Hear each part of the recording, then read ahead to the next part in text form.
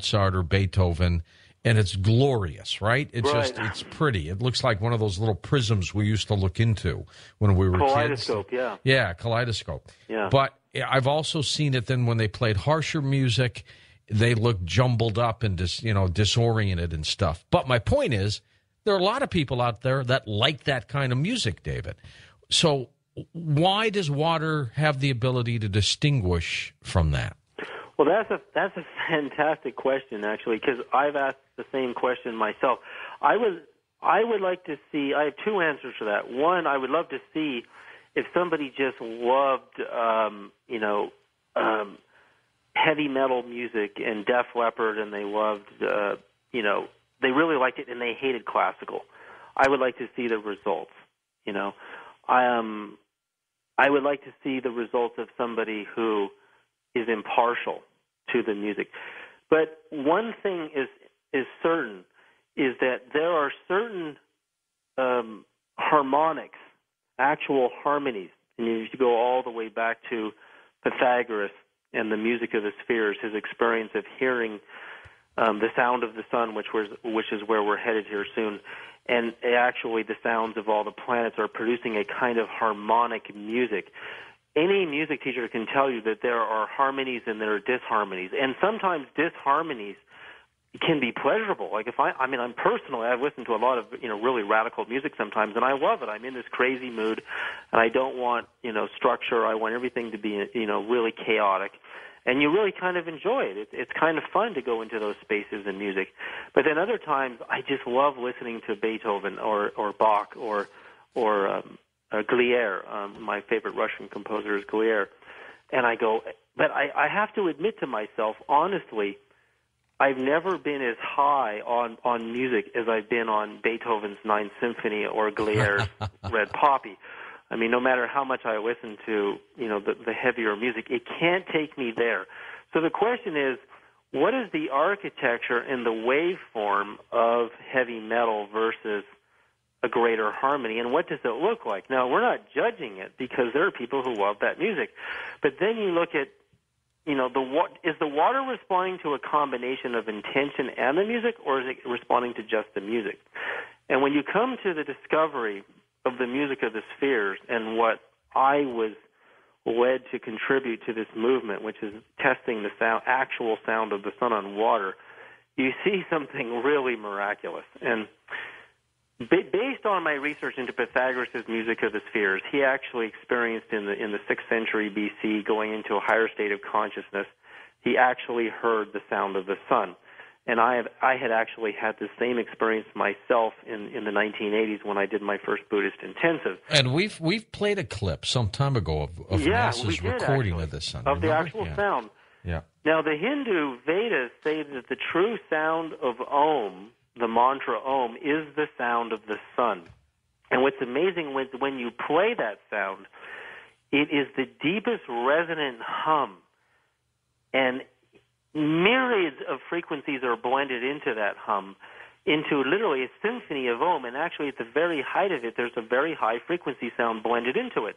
Well, that's exactly as Pythagoras described it, and that's as I experienced it.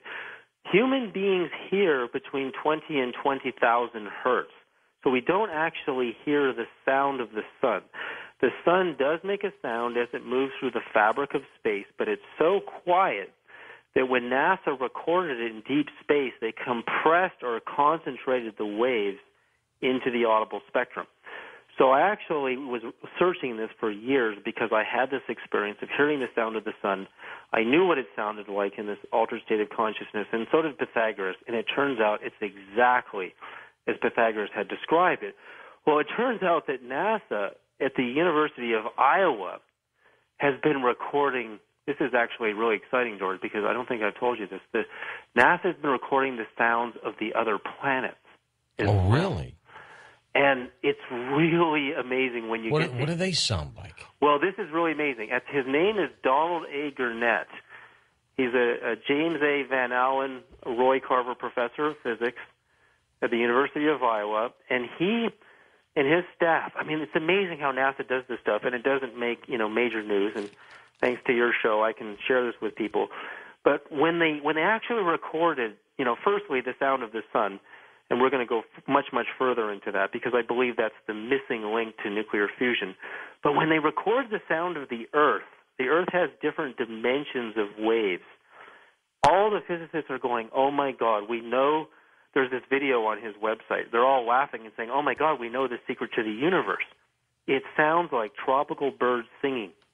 Exactly. Wow, that is and they're all laughing, saying the birds are tuning into the frequencies of the Earth, and they're just singing it. It sounds exactly like birds singing. The sound of Saturn's rings is one of the most terrifying things I've ever heard. If you play it late at night, you might go running out of the house. I mean, it really? It's like a horror movie? Like a what? Like a horror movie? It's like it's even more eerie than that. I mean, it's just so vast. It sounds like these giant wheels just cranking and spinning and the vibrations. I mean, again, you can think of the rings of Saturn as phonographic records that are recording everything that's going on in the solar system. And Vincent Price would have been proud of that sound, probably. Huh? Well, what's amazing is they've recorded many of the planets, not all of them, and so you see the kind of philosophy that Pythagoras, gave birth to being verified, literally thousands of years later.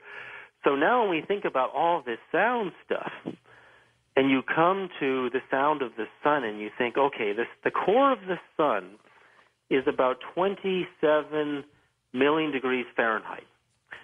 And fusion is taking place between the hydrogen atoms in the sun at this temperature.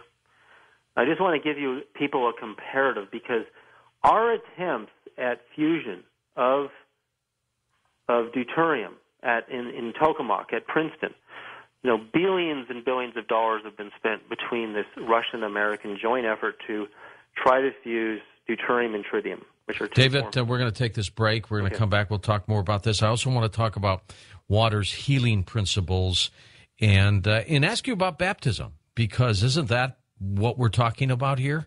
The ability to, use consciousness in water, and then you put somebody in it.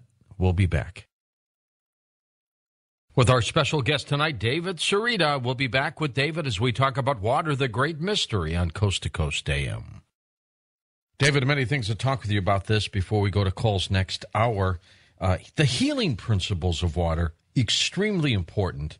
And when you think back at baptism, where they either put water over the forehead of someone or, dump them in water, but it's around prayer, it's around consciousness. Does that have anything to do with this? All the experiments that we see in Water, the Great Mystery, around religion, and there's a lot of focus on the baptism and holy water. In fact, the structure, when we see the frozen water crystals of this holy water in a Christian church, when they flash freeze it in a cryogenic chamber, it is some of the most beautiful symmetry and architecture in any water structure I've ever seen next to the sound of the sun. And we see that also when they put just an ordinary tablespoon of this holy water in a huge vat of ordinary tap water and they test it, the ordinary tap water all has the property of holy water. So we see this, and we see, again, going, to answer your question, all the way back to the book of Genesis, where we see, Scripture consistent with science that God moves God's Spirit over the face of the waters, and then there's light. So we see this missing element, that consciousness, when it places its presence on this water, I really believe there is a divine purpose for the baptism. There really is spirit in the water. There really is information. And it makes a lot of sense, doesn't it? It really does. And, when Emoto